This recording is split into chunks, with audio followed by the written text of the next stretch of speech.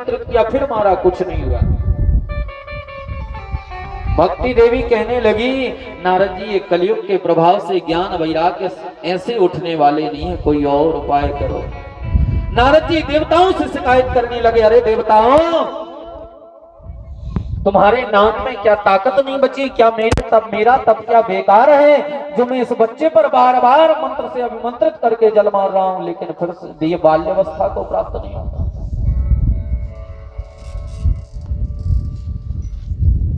इतने में देवता आकाशवाणी करते हैं, हे नारद, ये तुम्हारे मंत्रों से आविर्भूत होकर के चेतन अवस्था में होने वाले ज्ञान वैराग्य नहीं है। बोले फिर? बोले सत्कर्मा सूचको नूनम।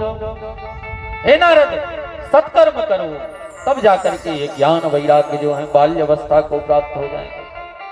अब नारद जी हिसाब लगाएं कि सत्कर्म कहलाता क्या है? क्या है सत्कर्म? नारद जी कहने लगे, हे भक्ति देवी, चिंता मत करो, मैं तुझे वचन देता हूं, मैं तेरे बच्चों को पुनः बाल्य अवस्था में करूंगा। हाँ, लेकिन इस सत्कर्म का अर्थ पता करके आऊं, ये सत्कर्म मिलेगा कहां? नारद जी विचार करने लगे, भगवान से पूछता हूं सत्कर्म है क्या? नारद जी जैसे ही बैकुंठ को जाने लगे, रास्ते में सनत कुमार मिल गए। चारों कुमार जैसे ही मिले, नारद जी ने प्रणाम किया। तो नारद जी कहने लगे, हे सनत कुमारों, मेरा एक प्रश्न है। सनत कुमार कहने लगे, कहो।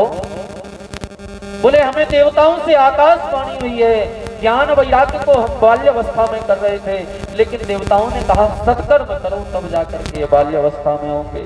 सत्कर्म क्या है?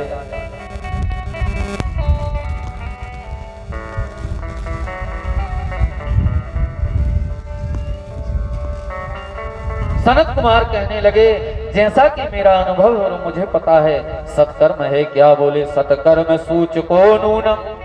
सत्कर्म का सूचक ही श्रीमद् भागवत है। यदि श्रीमद् भागवत का आख्यान उनको श्रवण कराया जाए तो वो पुनः बाल्यावस्था में आ जाएंगे, क्योंकि यह कोई साधारण ग्रंथ नहीं है। कैसा है? बोले, निगम कल्प तरोर गलितम एजि सुख मुखाद्रव संयुतम और पिबत भागवतम रसमालयम मुहुरहो रसिका भुवि भावुका। विचार करिए आप, फलों का राजा आम को कहा जाता कि फलों का राजा क्या है? आम। अच्छा, तो और फल कोई खट्टा रहे या मीठा रहे, लेकिन उसकी पहचान सबसे अच्छी कौन मीठा है कौन खट्टा है, उसकी पहचान तोता कराने वाला होता है। तोता उसी फल को काटेगा और नीचे गिराएगा जो सबसे मीठा होगा, उसी को खाता है ना तोता, की नहीं? तो ये भागवत रूपी आम्र फल भी सुखदेव रूपी तोता के द्वारा काटा हुआ है। निगम कल्प तरोर गलितम सुख मुखात द्रव संयुतम। ये सुखदेव जी महाराज के मुख से द्रवित है, उनके मुख से लगी हुई कथा है।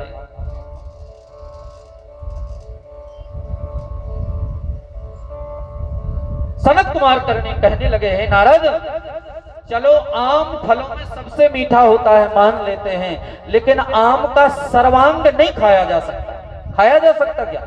आम में छिलका निकलता है, गुठली निकलता है, सीधी खा जाओगे क्या? सब नहीं खा सकते ना। लेकिन ये भागवत रूपी फल ऐसा है, न इसमें छिलका है न गुठली है, इसका तो रस पीते जाओ, इसमें रस ही रस है। ऐसा रस उन ज्ञान वैराग्य को पिला दो, बाल्य अवस्था को प्राप्त हो जाएंगे। तो बोले, ये कथा होती कैसे है? बताते हैं ये कथा कैसे होती है। बोले, सबसे पहले तो वक्ता को निर्दिष्ट करना चाहिए। वक्ता केवल भागवत का ही विद्वान ना हो, नहीं तो भागवत में ऐसे कई प्रसंग आते हैं जो भागवत से नहीं सुलझते। एक और विचार है, श्रीमद् भागवत में कहीं भी राधा रानी का नाम नहीं है, कहीं भी राधा रानी का नाम नहीं है। क्यों? भगवान कृष्ण की तो वामांग प्रिया राधा रानी है, फिर उसमें नाम क्यों नहीं है?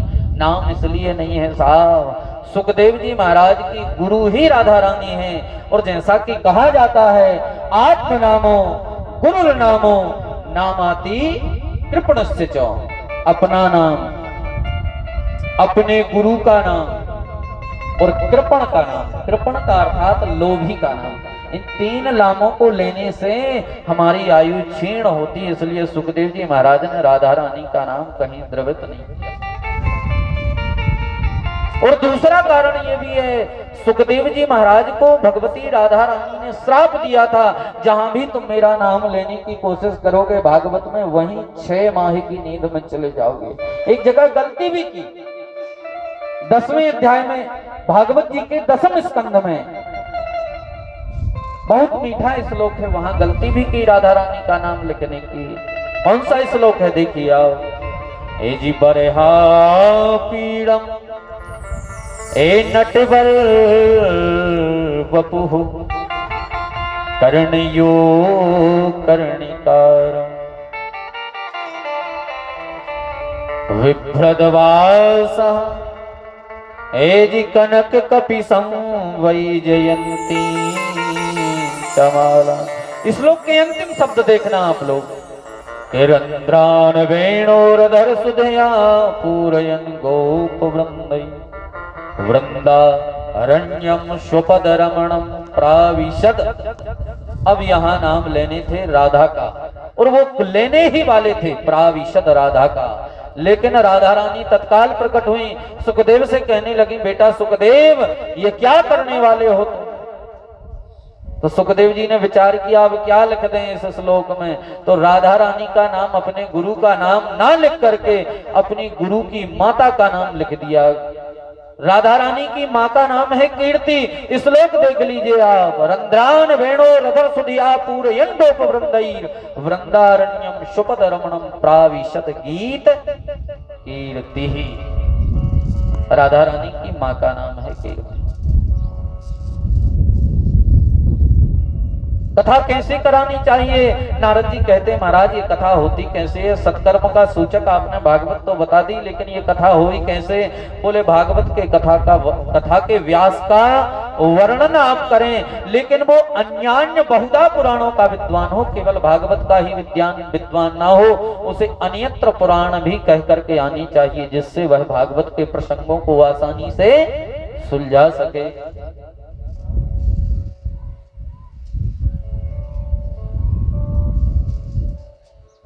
वेद का ज्ञाता हो, भागवत के सहित अन्य पुराणों का ज्ञाता हो, उपनिषद का ज्ञाता हो, इस प्रकार के सर्वांग प्रतिभा के धनी को हमें भागवत की कथा के लिए वर्णित करना चाहिए, ऐसे व्यास को वर्णित करना चाहिए, और ऐसे ही सह व्यास को वर्णित करना चाहिए।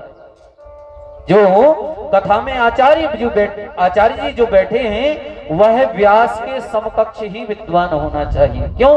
इसलिए कि भाई 7 दिन के बीच में यदि कोई दुर्घटना हो जाए, व्यास का स्वास्थ्य खराब हो जाए या फिर अन्यत्र कोई घटना घट जाए, तो वह कथा अपूर्ण ना हो पाए, उसको सह व्यास आचार्य उस कथा को पूर्ण कर सके।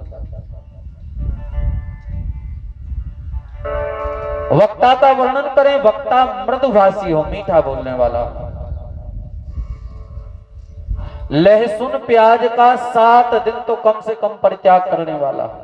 अच्छा, ये जो नियम जितने हैं, भूमि शयन वाला हो, भूमि पर शयन या फिर तखत पर शयन करना चाहिए। पलंग पर जो निवाल वाला या खटिया वाला जो पलंग होता है उस पर शयन वर्जित है 7 दिन तक। ब्रह्मचर्य का व्रत धारण करने वाला,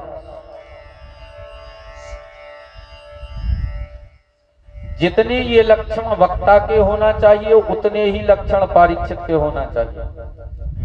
7 दिन तक लहसुन प्याज का परित्याग करना चाहिए। ठीक है, हम कहूं कछु मांगे, सपा मांगे गाड़ी तो सपा दे दो चाहिए। 7 दिन तक कहूं कछु के तो झरा दराव चाहिए। ठीक है, हाँ?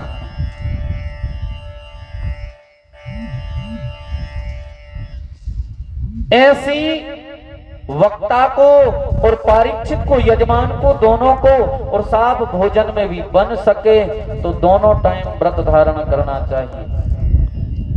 ना हो सके तो एक टाइम भोजन और एक टाइम फलाहार। रोगी हैं तो साहब दोनों टाइम भोजन और सुबह में पोहा, कोई दिक्कत की बात नहीं, ठीक है।